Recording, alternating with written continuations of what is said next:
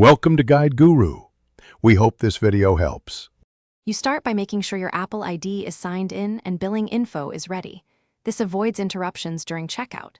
Once done, update your device to the latest iOS, iPadOS, or tvOS so Apple Arcade is available and stable.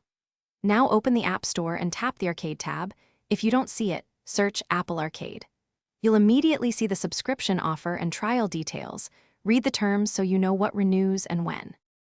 Next, review the trial length, renewal price, and whether family sharing applies. This is important so you aren't surprised at billing.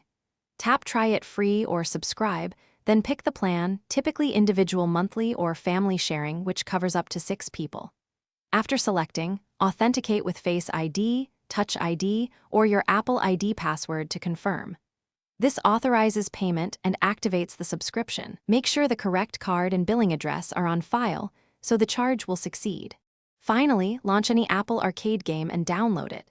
Many titles work offline so you can play without constant connectivity. Once active, go to Settings Your Name Subscriptions to confirm start date, manage or cancel auto-renew, and see trial expiration.